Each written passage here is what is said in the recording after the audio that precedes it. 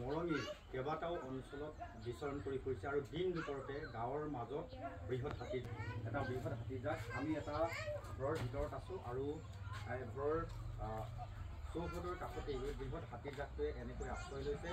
হাতীজাকটোৱে বৃহৎ অঞ্চলটোত এখন গাঁৱৰ পৰা আন এখন গাঁৱলৈ ঢাপলি মেলিছে।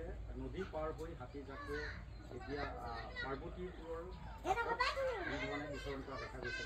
মৰং মৌজাৰ কেইবাখনো গাঁৱতেই হাতীজাকটোৱে খাদ্যৰ সন্ধানত এনেধৰণে বিচৰণ কৰিছে আৰু আমি পোনপটীয়াকৈ দেখুওৱাৰ চেষ্টা কৰিছোঁ বৃহৎ হাতীজাক।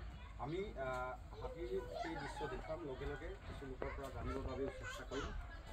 এঘৰ লোকৰ আমি আকৌ কৈছোঁ যে এঘৰ লোকৰ চোতালত আমি উপস্থিত আছোঁ।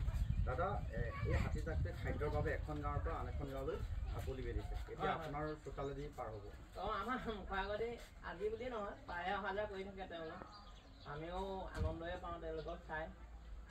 এতিয়া এইফালে পিছফালে যাব, আকৌ হয়তো গধূলি সময়ত আকৌ ঘূৰি আহিব পাৰে। মানে এতিয়া এই অঞ্চলটোত বিচৰণ কৰিছে, নদী পাৰ হৈছে, নদীৰ ফালৰ পৰা আহিছে বুলি মানে আমি ভাবিছোঁ, নিজে দেখা নাছিলোঁ। এতিয়া আপোনাৰ চোতালৰ ওচৰত মুখৰ আগতে এনেকৈ খাদ্যৰ বাবে হাতী আচলতে মানে খাদ্যৰ বাবে ঘূৰি আছে আৰু যিহেতু এতিয়া আপোনাৰ তেনেকৈ খাদ্যবোৰ অলপমান কমি গৈছে, সেইটো কাৰণে মানে এটা জেগাত থাকি তেওঁলোকৰ পেট নভৰে। এইফালে এতিয়া পিছ চাইডত গ'লে অলপমান মানে এইফালে জংঘল জেগা আছে, তাত তেওঁলোকে কি পাই খাব আৰু গধূলি সময়ত আকৌ ইফালে দিয়ে যাব, ইফালে এতিয়া হাতীৰ সৈতে আপোনালোকে বন্ধুত্বপূৰ্ণ সম্পৰ্ক তেনেকুৱা বুলিয়ে ক'ব পাৰি। মানে বহুত বছৰৰ পৰা আমি তেওঁলোকৰ লগত বন্ধু নিচিনা থকা নাই, আজিলৈকে মানে অহা যোৱা কৰি আছে যদিও আমাৰ একো ক্ষতি কৰা নাই তেওঁলোকৰ সেইবিলাকে দেই। হয় হয়, আৰু অৱশ্যে কিছু লোকৰ ক্ষতি কৰিছে। সেইটো আমি গম পাওঁ, বহুতৰ জেগাত কাৰোবাৰ ঘৰো ভাঙিছে বুলি আমি গম পাইছোঁ। আৰু গছ গছনিটো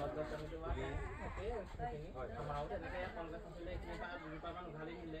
হয়, আমি এই ঘৰটো দেখুৱাইছোঁ, প্ৰথমতে এই ঘৰটো দেখুৱাইছোঁ আৰু এই ঘৰৰ কাষতে সেই হাতীজাকটো তেওঁৰ প্ৰথম প্ৰবীণক মই অনুৰোধ কৰিছোঁ সেই হাতীজাকটো দেখুৱাব।